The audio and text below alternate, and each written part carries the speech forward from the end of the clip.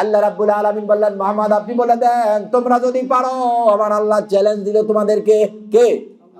আমার আল্লাহ তোমাদের চ্যালেঞ্জ দিয়া দিল, এটা যদি তোমাদের আইনটা যদি আল্লাহর আইনের মতো হয়, তোমাদের চিন্তা চেতনা যদি আল্লাহর মতো হয়, এটা যদি আমার কথা হয়, তোমরাও যদি পারো, তাহলে একটি আল্লাহর আয়াতের, কোরআনের একটি আয়াত, এমন একটি কথা, একটি বাক্য তোমরা অর্থবোধক লিখে দাও, লেখো, আসো।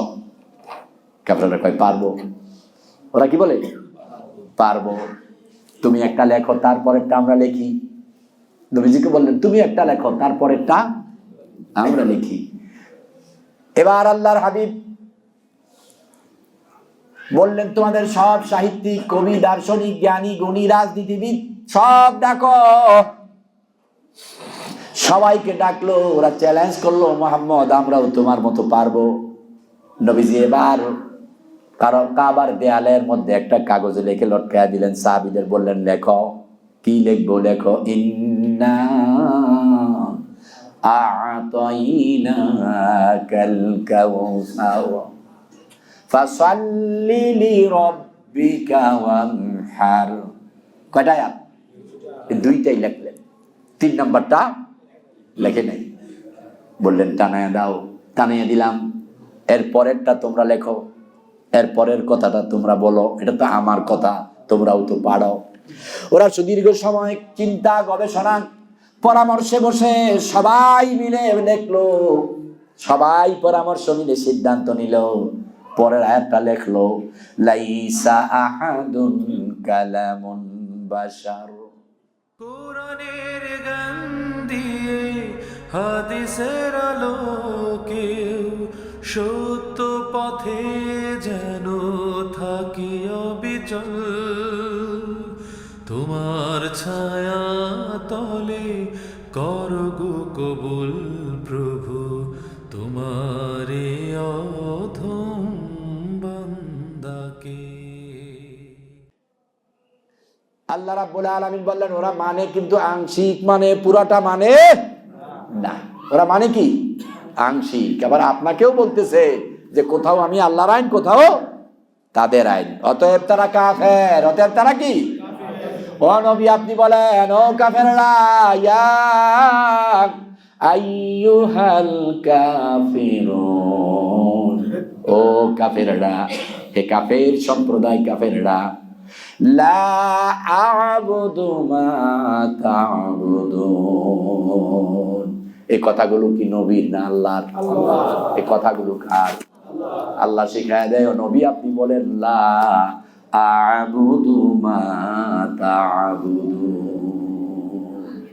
আমি যার আইন মানি, যার হুকুম মানি, যার ইবাদত করি, যার গোলামি করি, যার আইন দিয়ে আমি মুহাম্মদ চলি, তোমরা তারটা মানো না। আমি যার গোলামি করি, যার দাসত্ব করি, যার ইবাদত করি, ও কাফেররা, তোমরা সেই আল্লাহর ইবাদত করো না, তোমরা সেই আল্লাহর আইন মানো না।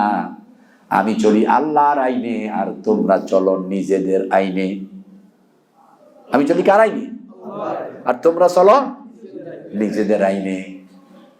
মা লা আ'বুদু মা তা'বুদুন ওয়ালা আনতুম আ'বিদুনা মা আ'বুদ। তোমরা আদৌ তার আইন, তার বিধান, তার হুকুম মানো না, তার গোলামি করো না। আমি মুহাম্মদ সাল্লাল্লাহু আলাইহি ওয়াসাল্লাম যার গোলামি করি। কাফেররা আবার স্তম্ভিত হয়ে গেলেন যে না, মুহাম্মদের সাথে আর পারা যাবে না। অতএব বিরোধিতা করো, ঠেকাও, ধরো, অত্যাচার শুরু করো, কারণ লেয়াজতে মুহাম্মদ আসবে না। বলতে বলতে আল্লাহ রাব্বুল আলামিন বললেন, ও নবী আপনি শেষে বলে দেন, লাকুম দীনুকুম ওয়ালিয়া দীন। আমার জন্য আমার জীবন ব্যবস্থা, তোমাদের জন্য তোমাদের জীবন ব্যবস্থা। ও দুনিয়ার কাফেররা শোনো, তোমাদের জীবন ব্যবস্থা মানব রচিত আইন, তোমাদের জীবন ব্যবস্থা তোমার নফসের গোলামি, তোমাদের জীবন ব্যবস্থা তোমাদের প্রচলিত সমাজের গুণে ধরা আইন, নীতি, নৈতিকতা। আর আমি মুহাম্মদ সাল্লাল্লাহু আলাইহি ওয়াসাল্লামের জীবন ব্যবস্থা হচ্ছে আল্লাহর কাছে আত্মসমর্পণ। আমি মুহাম্মদের জীবন ব্যবস্থা হচ্ছে আল্লাহর কাছে 100% আত্মসমর্পণ। কোনো কাজ, কোনো কথা, কোনো খাওয়া, কোনো চাওয়া, কোনো দেখা, কোনো চলা, কোনো নীতি, কোনো নৈতিকতা আল্লাহটা ছাড়া আমি আর কারোটা মানি না, আর কারোটা বুঝি না। আর তোমরা তোমাদেরটা নিয়ে চলো। অতএব তোমাদের জীবন ব্যবস্থা তোমাদের মানব রচিত আইন, আর আমার জীবন ব্যবস্থা, আমার বলতে মুহাম্মদ সাল্লাল্লাহু আলাইহি ওয়াসাল্লাম বলতেছেন, আমি মুহাম্মদের জীবন ব্যবস্থা আল্লাহর রচিত আইন, আল্লাহর কাছে আত্মসমর্পণ। অতএব আমার সংবিধান আল কোরআন, আর তোমাদের সংবিধান তোমাদের লেখা। কথা বুঝতে পারছেন? নবীজি কি বললেন? আমার সংবিধান আল কোরআন, আর তোমাদের সংবিধান তোমাদের মানব রচিত আইন, নিজেদের লেখা। আমি লিডিং মানি একমাত্র আল্লাহর, আর তোমরা লিডিং মানো তোমাদের জাতিকে লিডিং দাও তোমরা।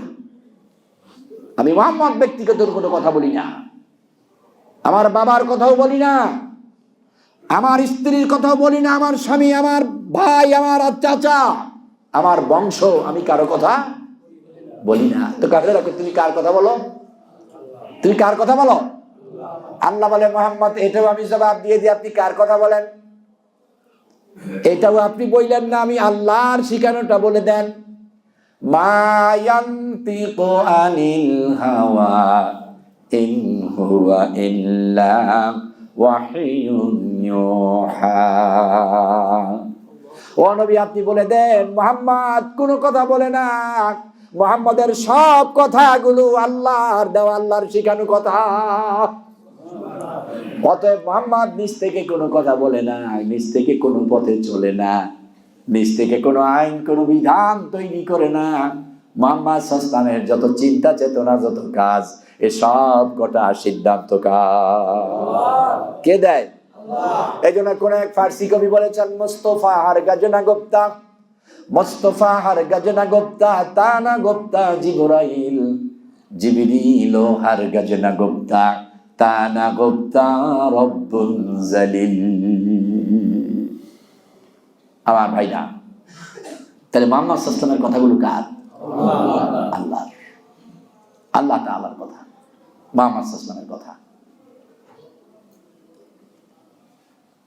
একটি কথা, একটি চিন্তা চেতনাও আল্লাহর সিদ্ধান্তের দিক নির্দেশনার বাইরে নয়। তো এখন আপনার আমার চিন্তা কি মুহাম্মদ সাল্লাল্লাহু আলাইহি ওয়াসাল্লামের মতো হতে হবে না আরেকজনের মতো? কথা বলেন তো। মুহাম্মদ সাল্লাল্লাহু আলাইহি ওয়াসাল্লামের মতো আসেনি। কয় জায়গায় আপনি মুহাম্মদ সাল্লাল্লাহু আলাইহি ওয়াসাল্লামের মতো আছেন? নিজেকে নিজে মিলান, নিজের পরিণতির কথা ভাবুন। কি হবে আপনার পরকাল? কি হবে আপনার পরকাল? গাড়ি কয়টা আছে? বাড়ি কয়টা আছে? ব্যবসা কয়টা আছে? মন্ত্রী কয়বার হইছেন? সারা পৃথিবীর সব দেশের নেতা, কিন্তু মরার পরে যদি জাহান্নামে যাওয়া লাগে তো সব শেষ, সব শেষ, সব শেষ। বিপদে আছেন, জেলখানায় আছেন, দৌড়ানি খান, কেউ ইজ্জত দেয় না, কেউ সম্মান দেয় না, কিন্তু মরার পরে জান্নাত, তাহলে আপনি সফল। আপনি কি সফল? কিন্তু আফসোস, আমরা বুঝেও যেন বুঝি না। ওই যে সূরা কাউসার টানায় দিছে, এবার কাফেররা কয়, মুহাম্মদ তুমি যদি কও এটি আল্লাহর কথা, এটি আমরাও পারি। তুমি বলতেছো মা ইয়ানতিকু আনিল হাওয়া, এটি আমরাও পারি। আমাদের কবিরা, আমাদের সাহিত্যিকেরা, আমাদের দার্শনিকেরা, এরা এগুলো পারে। এরা এগুলো কি পারে? মুহাম্মদ সাল্লাল্লাহু আলাইহি ওয়াসাল্লাম তো বিচলিত হয়ে গেলেন, আল্লাহ এরা কয় কি? আমি কই আল্লাহর কথা, এরাও বলে পারে। এই কোরআনের মতো এরাও বলে কি পারে। আল্লাহ রাব্বুল আলামিন বললেন, রাসূল বিচলিত হবেন না, এবারও আমি যা বলি তা বলে দেন। আমি আল্লাহ নাজিল করে দিলাম, আপনি বলে দেন, ওয়া ইন কুনতুম ফি রাইবিম মিম্মা নাযালনা আলা আবদিনা ফাতু বিসূরাতিম মিন মিথলি ওয়াদউ শুহাদাআকুম মিন দুনিল্লাহ ইন কুনতুম সাদিকিন। আল্লাহ রাব্বুল আলামিন বললেন, মুহাম্মদ আপনি বলে দেন, তোমরা যদি পারো, আমার আল্লাহ চ্যালেঞ্জ দিল তোমাদেরকে, কে? আমার আল্লাহ তোমাদের চ্যালেঞ্জ দিয়া দিল, এটা যদি তোমাদের আইনটা যদি আল্লাহর আইনের মতো হয়, তোমাদের চিন্তা চেতনা যদি আল্লাহর মতো হয়, এটা যদি আমার কথা হয়, তোমরাও যদি পারো, তাহলে একটি আল্লাহর আয়াতের, কোরআনের একটি আয়াত, এমন একটি কথা, একটি বাক্য তোমরা অর্থবোধক লিখে দাও, লেখো, আসো। কাফেররা কয় পারবো। ওরা কি বলে? পারবো। তুমি একটা লেখো, তারপরেরটা আমরা লিখি। নবীজিকে বললেন, তুমি একটা লেখো, তারপরেরটা আমরা লিখি। এবার আল্লাহর হাবিব বললেন, তোমাদের সব সাহিত্যিক, কবি, দার্শনিক, জ্ঞানী, গুণী, রাজনীতিবিদ সব ডাকো। সবাইকে ডাকলো, ওরা চ্যালেঞ্জ করলো, মুহাম্মদ আমরাও তোমার মতো পারবো। নবীজি এবার কারণ কাবার দেয়ালের মধ্যে একটা কাগজে লিখে লটকায়া দিলেন, সাহাবীদের বললেন, লেখো। কি লিখবো? লেখো, ইন্না আ'তাইনাকাল কাউসার ফাসাল্লি লিরাব্বিকা ওয়ানহার। কয়টা আয়াত? দুইটাই লিখলেন, 3 নাম্বারটা লেখে নাই। বললেন, টানায়া দাও। টানাইয়া দিলাম। এর পরেরটা তোমরা লেখো, এর পরের কথাটা তোমরা বলো, এটা তো আমার কথা, তোমরাও তো পারো।